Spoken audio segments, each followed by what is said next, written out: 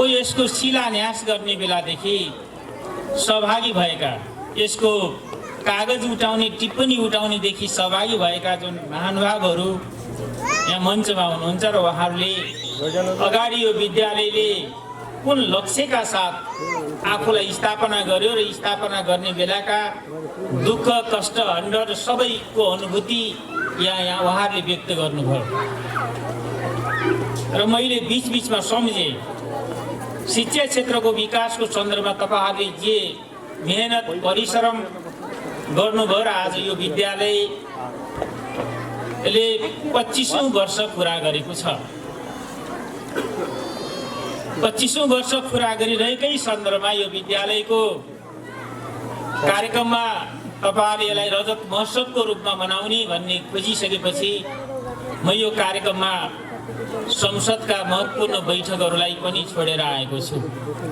फेरि मैले धेरै बैठकहरू छोड्न सक्ने अवस्था छैन, किनकि तपाईँहरूले त आफू कहाँ आएको आफ्नो सांसदलाई देख्नुहुन्छ, तर संसदले यहाँ आएको हामीलाई देख्दैन, जनताको बिचमा गएर जनताको काम गरिरहेको देख्दैन। संसदले आफ्नो हाजिरीमा मात्रै र बैठकमा रेकर्डेड कुराहरू मात्रै हामीलाई देख्ने गर्दछ। त्यसो हुँदाखेरि यति बेला हामी भर्खरै मात्रै यो 1 वर्षको अवधि, झन्डै 1 वर्षको अवधितिर हाम्रो संसद जाँदैछ। यो अवधिमा हामीले 17वटा मौलिक अधिकारसँग सम्बन्धित कानुनहरू बनाएका छौँ र अन्य 36वटा कानुनहरू बिचमा निर्माण गर्यौँ र अहिले भर्खरै मात्रै हामी झन्डै 175वटा जति कानुनहरू, संविधानलाई नचिन्ने कानुनहरू, संविधानसँग बाजिएका कानुनहरूलाई निर्माण गर्ने चरणमा छौँ र 175वटा कानुन हामीले फाल्गुन 21 गतेभित्र बनाइसक्नुपर्ने हुन्छ। किनकि हामीले एउटा ठुलो बलिदान मार्फत, ठुलो त्याग, तपस्या र समर्पण मार्फत नेपालमा नयाँ संविधान निर्माण गरेका छौँ र त्यो संविधानले गणतन्त्र, सङ्घीयता, धर्मनिरपेक्षता, समावेशी समानुपातिक प्रतिनिधित्व जस्ता महत्त्वपूर्ण आधार स्तम्भका साथ हामीले जसरी मूल कानुन बनाएका छौँ, हाम्रा कानुनहरू फेरि धेरै पहिलेदेखि अझ भन्दा नेपालमा राणा शासन भइरहेकै बेलाका कैयौँ कानुनहरू पनि हामीसँग विद्यमान थिए। हामीसँग मुलुकी ऐन, जसलाई 1910 को मुलुकी ऐन भनिन्थ्यो, त्यो मुलुकी ऐनलाई हामीले विस्थापित गर्यौँ र नयाँ संविधानको आधारमा नयाँ मुलुकी ऐन हामीले गएको भाद्र 1 गतेदेखि जारी गरेका छौँ। र हामीले थुप्रै मौलिक अधिकार, अस्ति असोज 2 गतेसम्म आउँदाखेरि हामीले थुप्रै मौलिक अधिकारहरू जो संविधानले परिभाषित गरेको थियो त्यसलाई जारी गरेका थियौँ।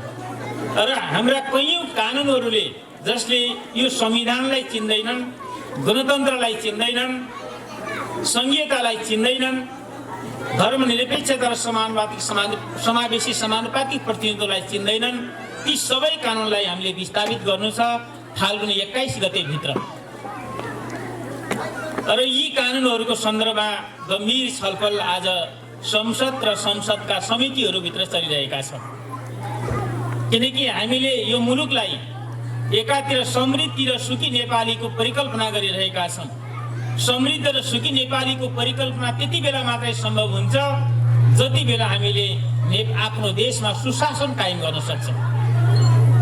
किनकि समृद्धिको प्रमुख पहिलो आधार भनेको, सुखको पहिलो आधार भनेको सुशासन हो। सुशासन भनेको राज्य जहिले पनि नियम, कानुन र संविधानको आधारमा चल्ने गर्छ।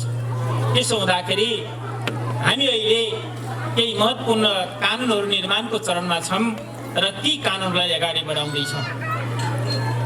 त्यसैले त्यसका बावजुद पनि मैले यो विद्यालय अझ यो ओडासँग, यो क्षेत्रसँग, यो बस्तीसँग, जो बालापुर असाध्यै सुन्दर बस्ती छ, मैले जति पटक प्लेनमा यो बस्तीबाट माथि आकाशबाट उडिरहेको हुन्छ यसका फोटाहरू मैले लिने गर्छु र सबैभन्दा एउटा सुन्दर बस्तीको रूपमा मेरो क्यामेरामा कैद हुने गर्छ यो गाउँ।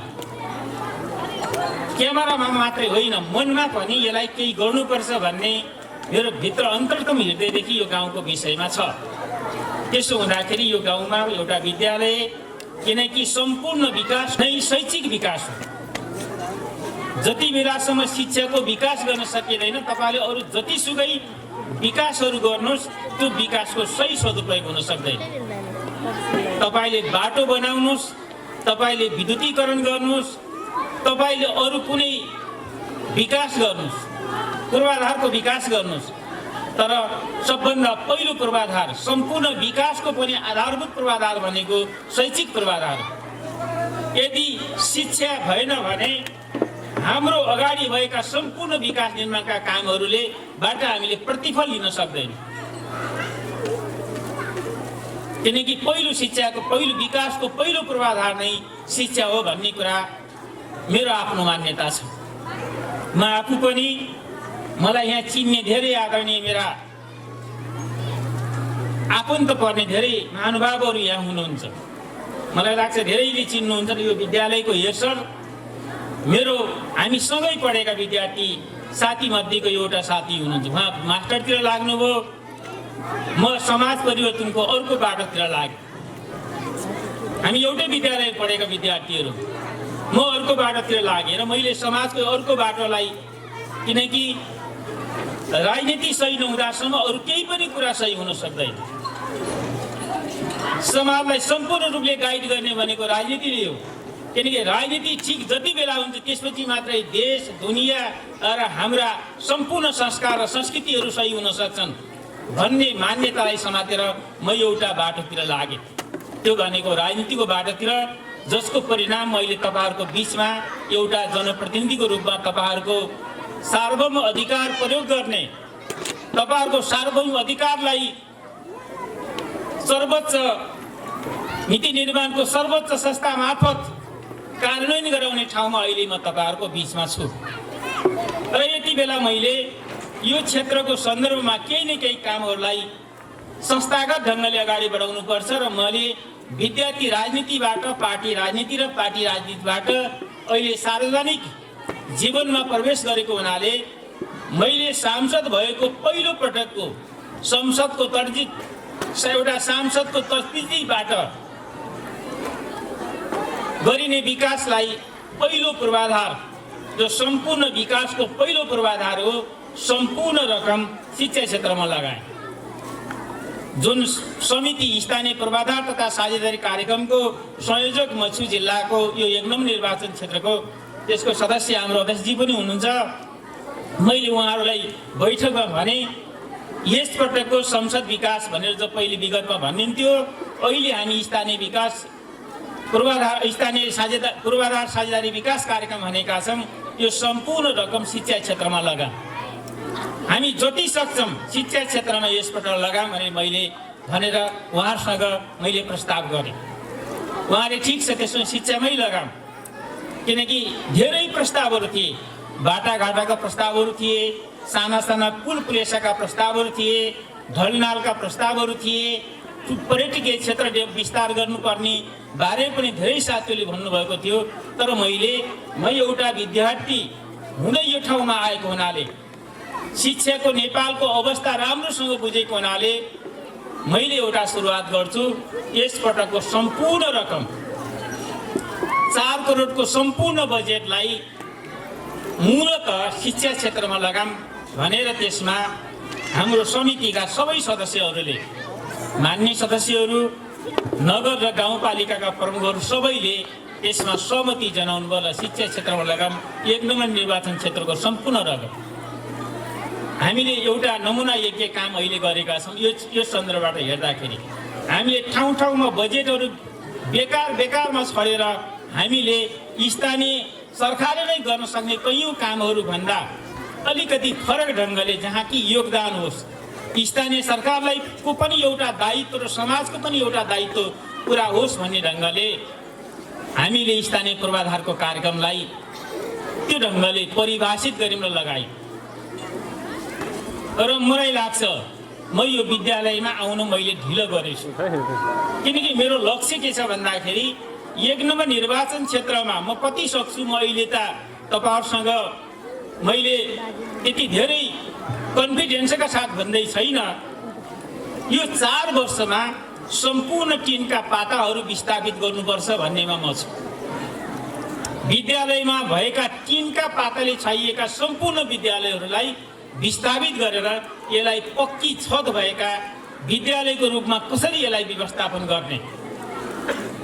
मलाई लाग्छ यो विद्यालयमा म अलि पहिल्यै आएको हुन्थेँ भने, किनकि मलाई अध्यक्षज्यूले पनि भन्नुभएको थियो त्यो हाम्रो गाउँपालिकाको राम्रो विद्यालयमा पर्छ भनेर भन्नुभएको त्यो बैठकमा, यो विद्यालयको सन्दर्भमा लाउरामले त्यो कुरा भन्नुभएको थियो, राम्रो विद्यालयमा पर्छ, ठिकै छ त्यसमा लगानी गरौँ भन्नुभएको थियो। तर आज आउँदाखेरि हामीले अलिक ढिला गरेछौँ त्यति बेला, किनकि यहाँ सबै विद्यालय टिनले नै छाएको रहेछ। कम्तीमा एउटा भवन मात्रै पनि यसपटक विस्थापित गर्न सकेको भए मलाई लाग्थ्यो केही वर्षपछि यी सबै भवनहरू विस्थापित गर्न सकिन्थ्यो टिनले छाएको। तर खै केही छैन। जेठ त आइसकेको छ। फेरि मैले धेरै साथीहरूलाई भनिराखेको छु जेठ त आइसक्यो, जेठमा त नयाँ बजेट फेरि पनि आउँदैछ नि। त्यसो हुँदाखेरि यो सन्दर्भमा पनि यो विद्यालयलाई यो क्षेत्रकै मतलब यो गाउँपालिकाकै एउटा नमुना आधारभूत विद्यालयको रूपमा हामीले विकास गर्नुपर्छ। यसको सन्दर्भमा अगाडि शिक्षक साथीले भन्नुभएको छ, अध्यक्षजीले पनि पटक पटक यो विद्यालय राम्रो विद्यालयमा पर्छ भनेर उहाँले भनिराख्नु भएको छ। र मलाई लाग्छ हामीले यो विद्यालयलाई हामीले एक ढङ्गले अगाडि बढाउनुपर्छ। तर अहिले सरकारले शिक्षाको सन्दर्भमा के सोच्दैछ? हिजो भर्खरै मात्रै शिक्षा मन्त्रीको अध्यक्षतामा गठित राष्ट्रिय शिक्षा नीति आयोगले एउटा समितिले, उच्च स्तरीय समितिले प्रधानमन्त्रीका शिक्षा सम्बन्धी नेपालको हाम्रो शिक्षालाई कसरी सुधार गर्ने र नयाँ राष्ट्रिय शिक्षा नीति हाम्रो के हुनुपर्छ भन्ने सन्दर्भमा प्रतिवेदन प्रस्तुत गर्नुभएको छ। तर हामी के चाहन्छौँ भने शिक्षा राज्यको दायित्वभित्रको सवाल हो। शिक्षा स्वास्थ्य राज्यको दायित्वभित्र पर्नुपर्छ। शिक्षा र स्वास्थ्यलाई व्यापार गर्ने आधार बनाइनु हुँदैन। यसको मतलब हामी निजी क्षेत्र हामीले अप्नाइरहेको नेपालको अर्थतन्त्र भनेको 3 खम्बे अर्थनीति हो। साझेदारी, सहकारी र प्राइभेट निजी क्षेत्र। हामीले पीपीपी मोडेल भनेका छौँ, प्राइभेट पार्टनरसिपको मोडेल पनि भनेका छौँ। यी 3 खम्बे अर्थनीतिका आधारमा हाम्रो मुलुक अगाडि त बढ्छ। तर केही विषयहरू त्यस्ता छन् जसलाई हामीले गैर नाफामूलक कसरी बनाउने। आज शिक्षा र स्वास्थ्य सञ्चालन गरेका कैयौँ मान्छेहरू एउटा ठुलो खरबपतिको रेसियोमा पुगिरहेका छन् र प्रत्येक जनताको पसिनाहरू कतै न कतै चुसिएको अवस्था पैदा भइरहेको छ। त्यसैले राज्यले एकातिर ठुलो लगानी पनि गर्दैछ, तर पनि फेरि जनता राम्रो शिक्षा पढ्नु पर्यो, आफ्ना छोराछोरीको भविष्य राम्रो होस् भन्दै आज जसरी निजी कलेजहरूमा छोराछोरी पढाइरहेका छन्, चरम शोषणमा, चरम आर्थिक व्यवहारमा पनि परिरहेका छन्। त्यसैले यो कुरालाई अन्त्य गर्ने ढङ्गले सरकारले गम्भीरतापूर्वक पहल कदमी अगाडि बढाउँदैछ। सरकारले त्यो खालको पहल कदमीलाई अगाडि बढाउँदैछ। तर हामीले भनेका छौँ 7 वर्षभित्र सम्पूर्ण निजी रूपमा सञ्चालित भएका विद्यालयहरू अब हामी फेक्न सक्दैनौँ भन्ने ठाउँमा हामीले पुर्याउनु पर्छ। त्यसको लागि सरकारले उनीहरूलाई टर्चर गरेर होइन, उनीहरूलाई असजिलो बनाएर होइन, सरकारी स्वामित्वमा रहेका सम्पूर्ण सामुदायिक विद्यालयहरूलाई सबैभन्दा राम्रो व्यवस्थापन गरेर हामी चलाउन सक्दैनौँ। अब शिक्षाबाट हाम्रो पैसा कमाउने ठाउँ शिक्षा होइन, हाम्रो पैसा कमाउने ठाउँ स्वास्थ्य होइन। शिक्षा र स्वास्थ्यलाई सेवामूलक रूपमा अगाडि बढाउनुपर्छ भन्ने ठाउँमा हामीले राज्यले, सरकारले त्यो ठाउँमा पुर्याउने एउटा सङ्कल्प र प्रतिबद्धता गरेको छ। त्यसैले म तपाईँ सबै अभिभावकहरूलाई म भन्न चाहन्छु, तपाईँ हामीले यो विद्यालयलाई, यो हाम्रो विद्यालय हो, यो विद्यालयमा पढिरहेका साथीहरू केही समय पछाडि बैंकका सिओ हुँदैछन्, केही अहिले शिक्षक भएर शिक्षाको अभियान चलाइराख्नु भएको छ, केही साथीहरू बैंकमा काम गर्ने सिओ एउटा जनशक्ति तयार हुँदैछ, केही साथीहरू वैदेशिक रोजगारमा राम्रो ठाउँमा उत्तर कोरिया लगायतका ठाउँमा हुनुहुन्छ भन्ने कुरा अगाडि पनि सुनियो। यही विद्यालयमा पढेको एउटा भाइ जसले डिग्रीसम्म अध्ययन गरेका छन्, अहिले भर्खरै मात्रै उनी सही भएका छन्। हेर्दाखेरि त सही भनेको सानो पद हो, तर उनको अवस्था, उनको शैक्षिक डिग्री हेर्दाखेरि मलाई लाग्छ उनी अबको 15-20 वर्ष पछाडि तपाईँहरूको अगाडि डिआइजीको रूपमा अगाडि आउँछ। तपाईँहरू हेर्दाखेरि त सानो देखिन्छ, उनी डिआइजी एआइजीको रूपमा तपाईँहरूको 20-22 वर्षको बिचमा आउँदाखेरि त्यो रूपमा अगाडि आउँछ तपाईँहरूको बिचमा। र त्यति मात्रै होइन, सम्पूर्ण बेरोजगार युवाहरू जो योग्य स्वस्थ छन् यिनी सबै उनको कारणले त्यो धारमा प्रवेश गर्छन्। राष्ट्र सेवकको एउटा नयाँ धारमा प्रवेश गर्ने प्रक्रियाको सुरुवात हुन्छ। त्यसैले यो विद्यालयले मतलब एउटा सानो पाठबाट हेऱ्यो भनेपछि एउटा ठुलो योगदान गर्न सकिन्छ। र त्यसमा पनि अहिले शिक्षालाई हामी एउटा प्राविधिक अगाडि एकजना भाइले यही विद्यालयको मलाई त असाध्यै गर्वको अनुभूति पनि भयो। मैले अध्यक्षलाई त्यही नै भने, हेर्नु तपाईँको विद्यालयको विद्यार्थीता जो कि हामी कल्पना गर्न सक्दैनौँ, किनकि बोर्डिङमा पढ्ने विद्यार्थीले मात्र अङ्ग्रेजीमा भाषण गर्छ, अङ्ग्रेजीमा बोल्छ, ड्याडी र मम्मी भन्छ भन्ने कुरा मात्रै हामी कल्पना गर्छौँ। धारा प्रभाव यही विद्यालयमा पढ्ने एकजना भाइले बाबुले अगाडि धारा प्रभाव अङ्ग्रेजीमा शिक्षाको सन्दर्भमा उनले भाषण गरे। त्यसैले एउटा शिक्षालाई त्यो आधारले कसरी अगाडि बढाउने, हामी शिक्षालाई हामीले एउटा व्यावसायिक प्राविधिक व्यावसायिक जो कि हामी शिक्षा भनेको पढ्नको लागि मात्र होइन, त्यो व्यवसाय गर्नको सिक्नको लागि हो, त्यो सिर्फ किताब पढ्नको लागि मात्र होइन भन्ने कुरालाई स्थापित गराउनतिर अहिले हामी राष्ट्रिय शिक्षा नीति तर्जुमा गरेर हामी त्यो रूपले अगाडि बढ्नतिर हामी लाग्दैछौँ। र त्यसपछि हामीले भनेका छौँ अर्को, हाम्रो राष्ट्रिय शिक्षा नीति अन्तर्गत हामीले त्यस्ता खालका ऐन कानुन मार्फत अब विद्यालयको हेडमास्टरले पढाउनु पर्दैन। हामी नयाँ कानुनको सन्दर्भमा छलफल गर्दैछौँ। विद्यालयको हेडमास्टरको काम भनेको अहिले तत्काल होइन, फेरि सरले भोलिदेखि नै नपढाउन थाल्नु होला। हामीले अहिले शिक्षा ऐन अन्तर्गत के कुरा अगाडि प्रस्तावित गर्दैछौँ भन्दाखेरि हेडमास्टर भनेको विद्यालयको प्रमुख व्यवस्थापक, म्यानेजर, म्यानेजिङ डाइरेक्टर, प्रबन्ध निर्देशकको रूपमा उसले विद्यालयको व्यवस्थापन गर्नुपर्छ र उसले सम्पूर्ण विद्यालयलाई सबैभन्दा राम्रो बनाउनुपर्छ। तपाईँले एउटा मेडिकल कलेजमा एमडी हुन्छ, ऊ डाक्टर नहुन पनि सक्छ, उसले कहिल्यै पनि बिरामी चेक गर्दैन, तर उसले मेडिकल कलेजलाई सबैभन्दा व्यवस्थित गरेको हुन्छ। उसले पिरियड दिन्छ भने सामान्य कोही चेक जाँच गर्छ भने उसले सामान्य आफ्नो अभ्यासको लागि अथवा कन्टिन्युटीको लागि मात्रै गर्ने, तर कतिपय त छँदै पनि छैनन्, डाक्टरै एमडी छ त्यहाँको भन्ने कुरा छैन। त्यसो गर्दाखेरि हामी शिक्षालाई नयाँ ढङ्गले अगाडि बढाउने सोचमा छौँ र त्यो अभ्यास, त्यो छलफल, त्यो बहसमा छौँ र शिक्षा क्षेत्रमा एउटा ठुलो क्रान्ति र क्रान्ति मात्रै होइन, अब शिक्षालाई हाम्रो नैसर्गिक अधिकार, मौलिक अधिकार, कुनै पनि नेपालीको छोराछोरीले अथवा कुनै पनि नेपालीले आर्थिक अभावको कारणले, गरिबीको कारणले, विपन्नताको कारणले उनीहरूले आफ्ना छोराछोरीले शिक्षा प्राप्त गरेनन्, पढ्न पाएन, पढ्न सकेन र बिचमै म बाहिरिनु पर्यो भन्ने खालको स्थिति पैदा हुँदैन। र त्यसो गर्ने बित्तिकै राज्यले अहिले गरेको हामीले मौलिक अधिकारसँग सम्बन्धित कानुन जुन पास गरेका छौँ, तपाईँहरू सबैलाई थाहा होला, त्यो कानुनले के भन्छ? हाम्रो मौलिक अधिकारसँग सम्बन्धित कानुनले यदि राज्यले, राज्य भनेको को, सरकार भनेको को, हाम्रो स्थानीय सरकार, प्रदेश सरकार, केन्द्र सरकार, यी नेपाल सरकार, जो नेपाल सरकार हुन्, यी नेपाल सरकारले कुनै पनि बच्चा बच्चीहरू आर्थिक कारणले, अरू कारण फरक कुरा हुन्छ, गरिबीको कारणले, विपन्नताको कारणले हामीले पढ्न पाएनौँ भन्ने स्थिति पैदा भयो भने उनका बाबुआमाले र उनका परिवारले र उनका कुनै पनि अभिभावकले अदालतमा मुद्दा हालेर पनि सरकारलाई जनताका छोराछोरीलाई पढ्न बाध्य बनाउने कानुनी आधार तयार भएको छैन।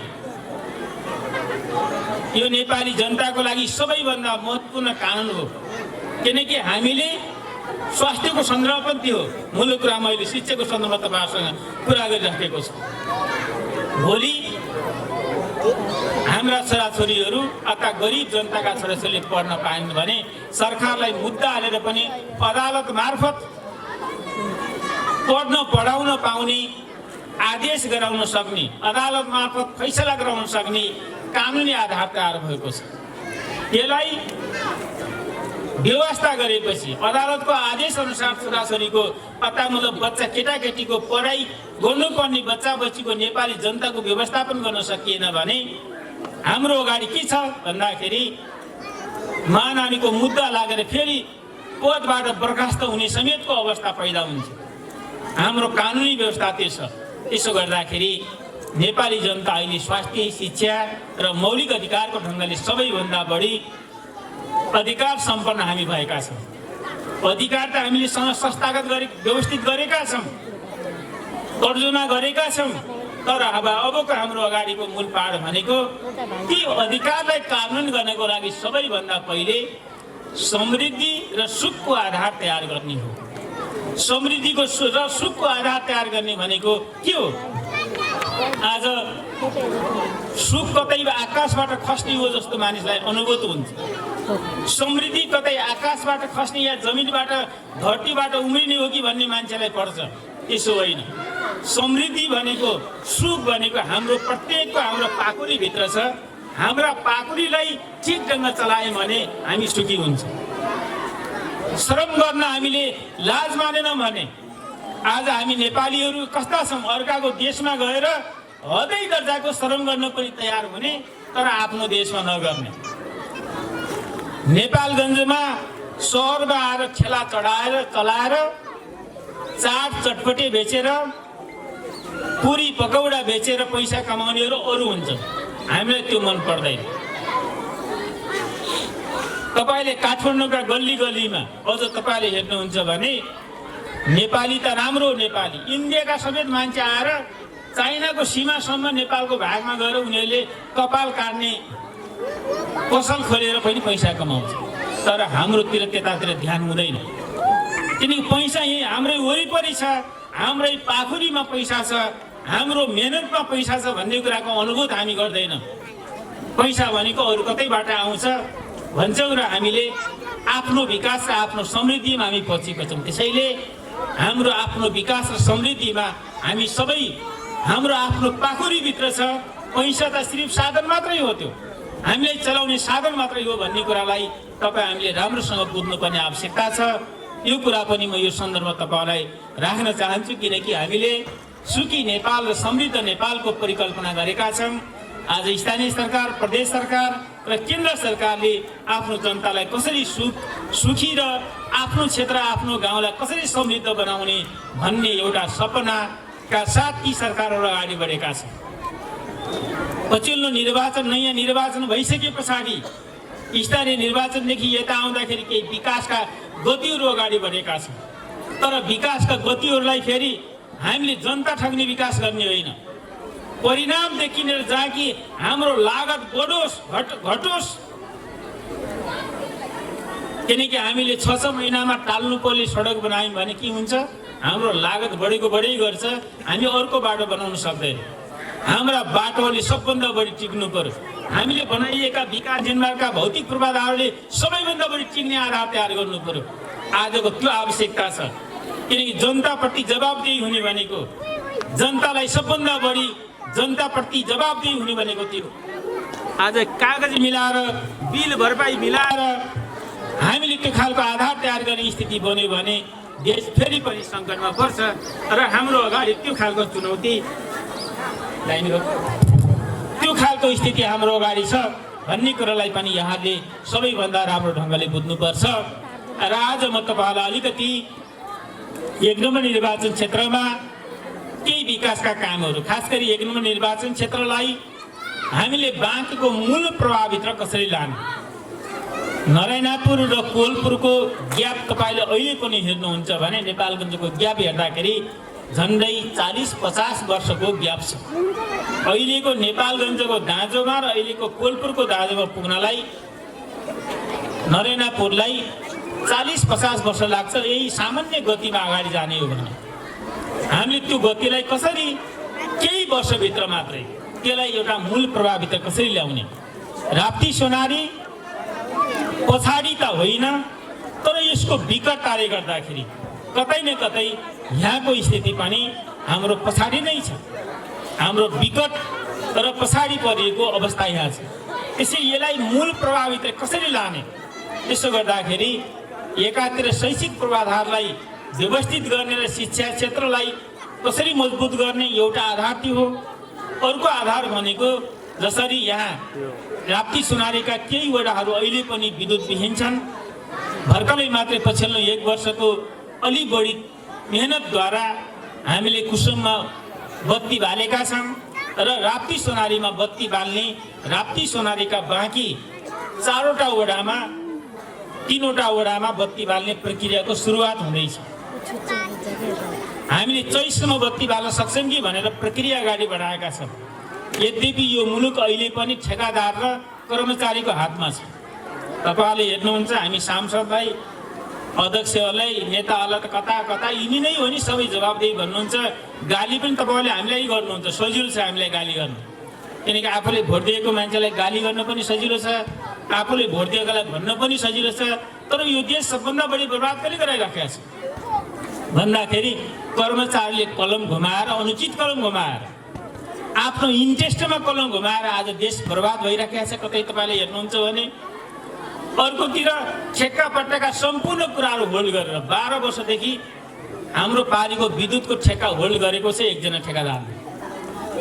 अहिलेसम्म पनि काम पुरै त्यो पछिल्लो अवस्था हामीले ठुलो प्रेसर गरेपछि काम अगाडि छ, तर त्यो पनि के भन्नुहुन्छ भने कछुवाको तालमा। हामीलाई आवश्यकता छ कम्तीमा पनि एउटा मृगको गतिमा विकासका काम अगाडि बढोन्। जनताले आज त्यो चाहिराखेको छ, तर पैसा लिएर होल्ड गरेको छ ठेकादारले। नेपालका ठुला ठुला ठेकादारले देशको सम्पूर्ण पैसा होल्ड गरेर बसेका छन्, किनकि हाम्रो कानुन त्यही छ। हाम्रो कानुन ठेकादार मार्फत विकास गराउने हाम्रो कानुन छ। सबभन्दा बढी कम कसले हाल्छ त्यस मार्फत काम गराउने हाम्रो कानुन छ। जसले गर्दाखेरि अनि ठेकादारको काम भनेको के हुन्छ भन्दा कसरी हुन्छ, बिलोमा हाल्ने र ठेक्का प्राप्त गर्ने, त्यसपछि कमसल कमसल काम गर्ने। किन्तु काम 6 महिनाभित्र 3 महिना पनि नटेको हाम्रो अगाडिको यो महत्त्वपूर्ण दायित्व। हुलाकी सडक एउटा काम गतिमा अगाडि बढिरहेको थियो। पछिल्लो अवस्थामा कर्मचारी प्रशासनकै कतिपय गतिविधिका कारणले शिक्षा सिँचाइ अहिले केही न केही सङ्कटमा पर्छ कि भन्ने हुलाकी सडक पर्छ कि भन्ने परिरहेको छ। त्यसलाई फुकाउन हामीले बारम्बार खबरदारी र चेतावनी गरिरहेका छौँ। मलाई लाग्छ शिक्षा सिँचाइको काम पनि अगाडि हुलाकी सडकको काम अगाडि बढ्छ। त्यसो गर्दाखेरि शिक्षा सिँचाइ हुलाकी सडकको कामलाई पुरा गरियो र बाँकीको सम्पूर्ण क्षेत्रलाई विद्युतीकरण गरियो भने एउटा नयाँ पूर्वाधारको विकास हुन्छ। त्यसैले त्यो नयाँ पूर्वाधार सँगसँगै हाम्रो फेरि मूल आधार के हो त भन्दाखेरि कृषि र पर्यटन। त्यसैले आरक्षितसँग रहेका सम्पूर्ण बस्तीहरूलाई पर्यटकीय क्षेत्रमा कसरी बदल्ने।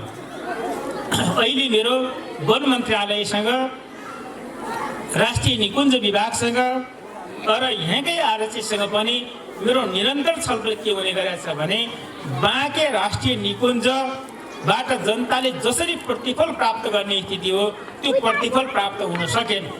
यो त आज एकपछि अर्को जोखिम र हाम्रो लागि सबभन्दा बढी अनुत्पादक जस्तो हुँदैछ। यसलाई कसरी यसलाई प्रतिफल युक्त बनाउने, किनकि राज्यको जब लगानी हुन्छ भने त्यसबाट प्रतिफल आउने आधार तयार गर्नु पर्यो र जनताको जीवनस्तर माथि उठ्ने आधार तयार गर्नु पर्यो। हामीले यो कुरा भनिरहेका छौँ र अहिले यसको सन्दर्भ पनि केही मास्टर प्लान यो क्षेत्रको सन्दर्भमा, खास गरी बाँकेको पर्यटकीय विकासको सन्दर्भमा मास्टर प्लान तयार गर्ने एउटा प्रक्रियाभित्र हामी छौँ र त्यसले एउटा आधार तयार गर्ला। र यसो भयो भने कृषि, पर्यटन र यहाँको शैक्षिक पूर्वाधार समेतलाई आधार बनाएर अगाडि जानुपर्छ र हाम्रो बाँच्ने तरिका, हाम्रो जीवन प्रक्रियालाई कतै न कतै हामीले नयाँ ठाउँमा कसरी लिने भन्ने सन्दर्भ पनि यहाँहरू सबैको ध्यान जानुपर्छ भन्ने कुरा म यहाँहरूसँग राख्न चाहन्छु। र अर्को कुरा म यहाँहरूसँग अब अन्तमा खास गरी यो क्षेत्र तपाईँहरू अहिले पनि तपाईँहरूले अगाडि बोल्ने बेला यहाँका साथीहरूले राख्नुभयो, हामी एउटा ठुलो जोखिममा छौँ। हो तपाईहरु भयंकर ठुलो जोखिममा हुनुहुन्छ, यो अनुभूत भएकै छ। मेरो जोड के छ भन्दाखेरि होइन, यसलाई यस्तै अवस्थाभित्र लापरवाही गर्ने हो भने राज्यले बालापुरलाई सट्टापट्टा गर्नै पर्छ।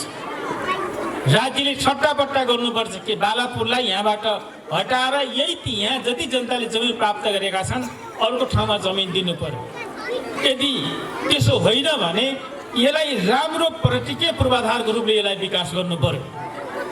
हाम्रो अगाडि दुईटा मात्रै विकल्प हो, कि त यसलाई हामीले सट्टापट्टा गरेर राज्यले बाहिर लिने, र अर्को विकल्प भनेको त्योभन्दा त्यसमा पनि अझ उत्तम विकल्प त के हो भन्दाखेरि यसलाई महत्त्वपूर्ण पर्यटकीय गन्तव्यको रूपले यसलाई विकास गर्नु। बालापुरलाई एउटा महत्त्वपूर्ण पर्यटकीय गन्तव्य, किनकि अहिले पनि एउटा असाध्यै उपत्यका जस्तै चारैतिर जङ्गलको बीचमा एउटा सुन्दर बस्तीको रूपले जुन भएको छ, यसलाई एउटा महत्त्वपूर्ण पर्यटकीय गन्तव्य, होटल रिसोर्टहरूको डेभलप गर्ने, होमस्टेहरूको विकास गर्ने र एग्रो टुरिज्म खास गरी कृषिमा आधारित पर्यटन अझ, र त्यसमा पनि कयौँ यस्ता चिजहरू कि जो जडीबुटीहरू अरूले खेती गर्न, के अरे जङ्गली जनावरले खान नपर्ने जडीबुटीहरूको खेती गरेर जो आय आर्जनको लागि सबैभन्दा राम्रो हुने आधार तयार गरेर यसलाई हाम्रो अगाडिको यो महत्त्वपूर्ण दायित्व। हुलाकी सडक एउटा काम गतिमा अगाडि बढिरहेको थियो। पछिल्लो अवस्थामा कर्मचारी प्रशासनकै कतिपय गतिविधिका कारणले शिक्षा सिँचाइ अहिले केही न केही सङ्कटमा पर्छ कि भन्ने के अरे हुलाकी सडक पर्छ कि भन्ने परिरहेको छ। त्यसलाई फुकाउन हामीले बारम्बार खबरदारी र चेतावनी गरिरहेका छौँ। मलाई लाग्छ शिक्षा सिँचाइको काम पनि अगाडि, के अरे हुलाकी सडकको काम अगाडि बढ्छ। त्यसो गर्दाखेरि शिक्षा सिँचाइ हुलाकी सडकको कामलाई पुरा गरियो र बाँकीको सम्पूर्ण क्षेत्रलाई विद्युतीकरण गरियो भने एउटा नयाँ पूर्वाधारको विकास हुन्छ। त्यसैले त्यो नयाँ पूर्वाधार सँगसँगै हाम्रो फेरि मूल आधार के हो त भन्दाखेरि कृषि र पर्यटन। त्यसैले आरक्षितसँग रहेका सम्पूर्ण बस्तीहरूलाई पर्यटकीय क्षेत्रमा कसरी बदल्ने, अहिले मेरो वन मन्त्रालयसँग, राष्ट्रिय निकुञ्ज विभागसँग र यहाँकै आरक्षितसँग पनि मेरो निरन्तर छलफल के हुने गरेको छ भने बाँके राष्ट्रिय निकुञ्जबाट जनताले जसरी प्रतिफल प्राप्त गर्ने स्थिति हो त्यो प्रतिफल प्राप्त हुन सकेन। यो त आज एकपछि अर्को जोखिम र हाम्रो लागि सबभन्दा बढी अनुत्पादक जस्तो हुँदैछ। यसलाई कसरी यसलाई प्रतिफलयुक्त बनाउने, किनकि राज्यको जब लगानी हुन्छ भने त्यसबाट प्रतिफल आउने आधार तयार गर्नु पर्यो र जनताको जीवनस्तरमाथि उठ्ने आधार तयार गर्नु पर्यो। हामीले यो कुरा भनिरहेका छौँ र अहिले यसको सन्दर्भ पनि केही मास्टर प्लान यो क्षेत्रको सन्दर्भमा खास गरी बाँके भन्ने सन्दर्भ पनि म यति बेला तपाईँले यहाँकै विषयमा जुन उठाउनु भएको छ यसलाई अगाडि यसलाई खास गरी मेन सडकबाट यहाँ भित्र पस्ने ठाउँ पुलसम्म कालोपत्री यस वर्ष भएको छ। आगामी वर्ष गाउँलाई पनि अलिकति व्यवस्थित गरेर व्यवस्थित र फराकिलो सडकको रूपमा यसको अलिकति प्लानिङ गरेर, म त भन्छु गाउँपालिका अध्यक्ष पनि यही हुनुहुन्छ, किनकि यो सुन्दर व्यवस्थित, यसलाई सुन्दर छ, यसलाई व्यवस्थित गर्ने बित्तिकै यसको बाटोघाटोलाई अलिकति व्यवस्थित गर्ने बित्तिकै सबैले अलिकति जग्गा छोडेर भए पनि यसलाई बाटोहरू व्यवस्थित गर्ने बित्तिकै यो गाउँ आफैमा राम्रो हुन्छ र त्यो कुरामा पनि यहाँका स्थानीय सबै बासिन्दाहरूको एउटा साझा ढङ्गले यसलाई राम्रो एउटा व्यवस्थित प्लानिङ, अझ भन्दा व्यवस्थित भिलेज, सुन्दर गाउँ कसरी बनाउन सकिन्छ भन्ने सोचमा हामी जानै पर्छ। किनकि यो बारेमा हामी छलफल पनि सुरु गरिसकेका छौँ। अनि यहाँको हाम्रो गाउँपालिका अध्यक्ष र मैले आगामी वर्ष राप्ती सोनानीका कुनै गाउँमा नमुना बस्ती, व्यवस्थित भिलेज हामीले सुरु गरौँ र त्यसको लागि कम्तीमा पनि अध्ययन र एक खालको कुन गाउँलाई व्यवस्थित गर्न सकिएला भन्नतिर हामी लागौँ भनेर उहाँ र मैले छलफल पनि गरेका छौँ। मैले केही फोटाहरू पनि विश्वका व्यवस्थित गाउँहरूका फोटाहरू पनि मैले उहाँलाई सेयर गरेका छु। किनकि हामीले यस्तो ठाउँमा गाउँलाई पुर्याउँ जहाँ सुख सुविधा समृद्धि सबै त्यही गाउँमा भएको ठाउँमा गाउँलाई कसरी पुर्याउन सकिन्छ भन्ने सन्दर्भ पनि हाम्रो ध्यान अलिकति जानुपर्छ। किनकि राजनीति भनेको समाजलाई बदल्नको लागि हो, जनतालाई सुख र समृद्धि दिलाउनको लागि हो राजनीति भनेको। आफूले सुख र सुविधा प्राप्त गर्नको लागि मात्रै होइन, त्यो हुँदै होइन। त्यो कुरालाई हामीले सोचेर हाम्रो आफ्नो कार्यकालमा कतै न कतै समाजले एउटा नयाँ अनुभूत गर्नु पर्यो।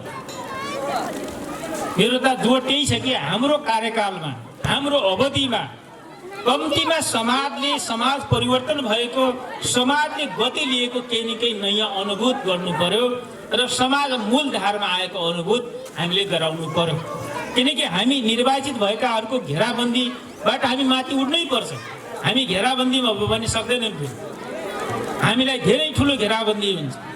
हामीलाई ठेकादारको घेराबन्दी हुन्छ, कर्मचारीको घेराबन्दी हुन्छ, थुप्रै खालका विभिन्न बिचौलियाहरूको घेराबन्दी हुन्छ। हामीलाई जो जनता र निर्वाचित भएकाहरूलाई सबैभन्दा घेराबन्दी बरु जनताको हुँदैन, जनताको माया हुन्छ।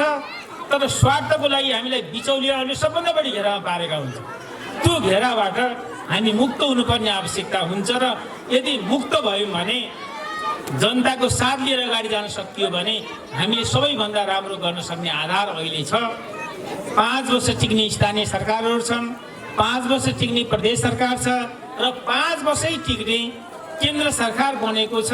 एउटा राजनीतिक स्थायित्व पैदा भएको छ। अबको फागुन 21 देखि उता कुनै कानुनको पनि अभाव हुने अवस्था छैन। फाल्गुन 21 देखि उतातिर यो कानुनले अट्कियो काम भन्ने अवस्था पनि छैन। हामी संविधानसँग बाँधिएका सम्पूर्ण कानुनहरू र यसमा पनि मैले तपाईँलाई भने अरू 38 वटा त पुरै नयाँ कानुन बनाउनु पर्नेछ। ती कानुन पनि हामी बनाउँछौँ। त्यसलाई विकास र समृद्धिको मामिलामा सबैले साथ दिनु पर्यो, पार्टीहरूले साथ दिनु पर्यो, उनीहरू साथ दिनु पर्यो। घेराबन्दी गर्ने होइन, साथ दिनु पर्यो। निर्वाचित मान्छेहरू भनेका कुनै एउटा पार्टीका मात्रै हुँदैन र हुनु पनि हुँदैन, किनकि मिलेर मात्रै काम गर्ने हो अगाडि। त्यसो गर्दाखेरि त्यो आधार तयार गर्न सकिन्छ र यसलाई एउटा महत्त्वपूर्ण पर्यटकीय सपना देखेर तपाईँहरू यो गाउँलाई अगाडि बढाउन लाग्नुहोस् र यो 25औं वर्षको सन्दर्भमा योगदान पुर्याउने, यो विद्यालय स्थापना गरी यहाँसम्म योगदान पुर्याउनेमा सबै महानुभावहरूलाई मेरो तर्फबाट विशेष धन्यवाद दिन चाहन्छु। र त्यस्तै गरेर सबै विद्यार्थीहरू जसले यो विद्यालयबाट पढेका विद्यार्थी भाइ बहिनीले अन्य विद्यालयमा गएर पनि जुन खालको आफ्नो शैक्षिक सामर्थ्यता, आफ्नो हामी क्वालिटेड छौँ, योग्य छौँ भन्ने क्षमता प्रकट गरेका छन्। त्यसको लागि सबै भाइ बहिनीलाई त्यही बाटो पक्रिएर अझ बढी योग्य हुन पनि म भाइ बहिनीलाई आग्रह गर्न चाहन्छु। र अभिभावकहरूलाई म अन्तमा के भन्छु भने, तपाईँहरू सबैले यो विद्यालय किन राम्रो गरेछ भने पनि तपाईँहरूले यो विद्यालयलाई कोही प्रश्न गर्नुहोस्। मेरो छोरो प्रथम हुनेका बुवा आमाले आएर मेरो छोरो स्कुलमा किन फर्स्ट भयो, किन पहिलो भयो, तपाईँहरूले क्वेसन गर्नुहोस्। छोरो सेकेन्ड हुनेका बुवा आमाले आएर घर यो विद्यालय सोध्नु मेरो छोरा किन सेकेन्ड भयो, मेरो छोरा किन पास भयो, अथवा मेरो छोराछोरी किन फेल भए, मेरा छोराछोरी किन पास भएर किन फेल भए भनेर विद्यालयसँग अभिभावकहरूले सोध्नु भनेको, त्यो भनेको विद्यालयप्रति जवाबदेही हुनु भनेको। शिक्षक सरहरूले पनि तपाईँहरूले घरमा गएर सोध्नुहोस् अभिभावकहरूलाई, तपाईँको छोरा किन पहिलो भइराखेको छ मेरो विद्यालयमा, तपाईँको छोरा मेरो विद्यालयमा छोराछोरी किन पास भइरहेका छन्, किन यस्तो राम्रो अङ्क ल्याइरहेका छन्, अथवा किन राम्रो भइरहेको छैन तपाईँका छोराछोरीको, तपाईँहरूले अभिभावकसँग प्रश्न गर्नुहोस्। त्यहीबाट समाधान निक्लिन्छ र सरकारी विद्यालयको स्तर उठ्छ। सरकारी विद्यालयहरूको हैसियत माथि हुन्छ। त्यसैले यो कुराको सन्दर्भमा पनि यहाँको ध्यान जाओस् र यो विद्यालयको उत्तर प्रगतिको कामना गर्दै र यो विद्यालयका आगामी भविष्यसँग र यो विद्यालयको आगामी प्रगतिसँग म आफू सदा जोडिराख्ने प्रतिबद्धता तपाईँहरूसँग व्यक्त गर्दै यो विद्यालयको प्रगतिको कामना गर्दै यो 25औं रजत महोत्सव भव्यतापूर्वक सफल होस् र तपाईँहरू सबै अभिभावकहरूले यो विद्यालयलाई राम्रो बनाउने, अझ बढी यसलाई राम्रो बनाउने अभिलाषाका साथ यो वडाको मात्रै होइन, यो गाउँपालिकाकै सबैभन्दा राम्रो स्कुल बनाउने एउटा महत्त्वाकांक्षाका साथ, एउटा अभिलाषाका साथ, जिम्मेदारी बोधका साथ सबै शिक्षक र अभिभावकहरू, विद्यालय व्यवस्थापन समिति अगाडि बढ्न म तपाईहरु सबैलाई आग्रह र अनुरोध गर्दै यही कामना गर्दै मेरा भनाइ यहाँ टुङ्ग्याउँछु। धन्यवाद। धन्यवाद।